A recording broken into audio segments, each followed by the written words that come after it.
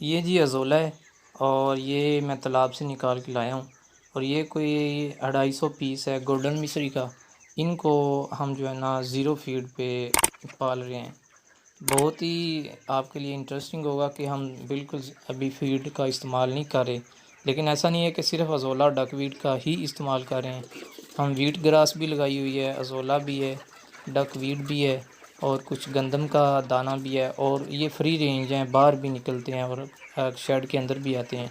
तो इस तरह से अभी हम फीड का इस्तेमाल नहीं कर रहे, इन्हीं ऑर्गेनिक चीज़ों पे जो है ना इनकी परवरिश हो रही है।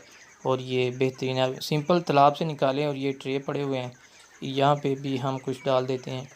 मैं तकरीबन कोई 2.5-3 साल से अज़ोला फार्मिंग डकवीट फार्मिंग कर रहा हूँ।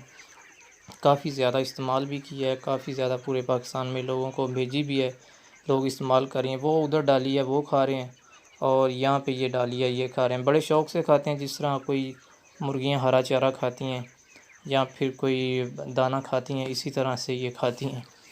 अगर आपके पास ज़ोला फार्मिंग है तो आप इसे कोई 10% से शुरू करें, आहिस्ता आहिस्ता बढ़ाते जाएं और इससे फीड की खपत काफ़ी हद तक जो है ना वो आपको कम हो जाती है और प्रॉफिट बढ़ जाती है। इसमें प्रोटीन लेवल 25% माशाल्लाह काफ़ी अच्छा है और हमें ये बिल्कुल फ्री ऑफ कास्ट 1 रुपया पर केजी या इससे भी कम पड़ती है। हो सकता है अगर आपके पास इसकी फार्मिंग है तो इससे ज़्यादा इसकी जो है ना वो कास्ट नहीं पड़ती और इससे सेहत आपके सामने है, मुर्गियों की बेहतरीन है, अच्छी है। हमने ये बेसिक ट्रेल के तौर पर डाला था कि क्या बनता है। तो अभी वीट ग्रास भी है, ज़ोला भी है, डकवीट भी है, गंदम का कोई दाना भी है। तो इन्हीं चीज़ों पे कुछ रोटी के टुकड़े हैं, ये इसी शर्ट के अंदर थोड़े से पैरट्स हैं और चलें इनको भी डाल देते हैं। ये भी हरा और ये अज़ोला वगैरह बड़े शौक़ से खाते हैं और दाने की तरह या रोटी की तरह ये भी इसे खा लेते हैं।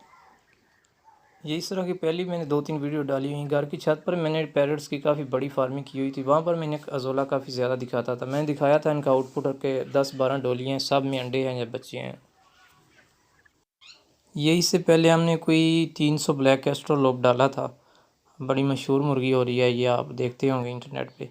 तो इनको भी ये डकवीट अभी मैं डाल रहा हूँ। हमने काफ़ी ज़्यादा डकवीट इस्तेमाल करवाई थी, ज़ोला भी इस्तेमाल की थी, तो इनमें भी ग्रोथ के रिज़ल्ट अच्छे रहे थे। और इससे पहले हम इस्तेमाल करते रहे थे डक फार्मिंग में, बतख फार्मिंग में मैंने बहुत ज़्यादा सबसे ज़्यादा बतख फार्मिंग में डकवीट अज़ोला का इस्तेमाल किया। गोट में भी इस्तेमाल किया था। तो ये है कि ये ऑर्गेनिक प्रोडक्ट है, इसमें प्रोटीन लेवल अच्छा है। आप जो भी जानवर दाना या हरा चारा खा लेते हैं, फ़िश भी इसमें शामिल हैं, आप उन्हें अज़ोला डकवीट जो है ना इस्तेमाल करवा सकते हैं और अपनी फीड की जो है ना खपत कम कर सकते हैं, प्रॉफिट बढ़ा सकते हैं। ये डकवीट है, फैट डकवीट है। ये हमारे पास एक हमारे फार्म पर ट्यूबवेल चलता रहता है, सोलर ट्यूबवेल। वहाँ पे एक दफ़ा हम इसकी सफाई कर लेते हैं। सफाई करना बहुत ज़्यादा ज़रूरी नहीं है, लेकिन एक दफ़ा साफ़ पानी से नितार लेते हैं कि अगर इसमें कोई भी पानी की वजह से कोई गंदगी, कोई ज़रात, मिट्टी है तो वो उतर जाए। तो ये मेरे दोस्त हैं समी, वो ये ब्रॉयलर को इस्तेमाल करते रहे हैं अज़ोला काफ़ी ज़्यादा। उन्होंने मुझे इसके रिज़ल्ट बताए थे कि मुर्गी अच्छी इस पे जो है ना प्रॉपर अगर तैयार किया जाए इसका सेटअप तो अच्छी ग्रोथ करती है।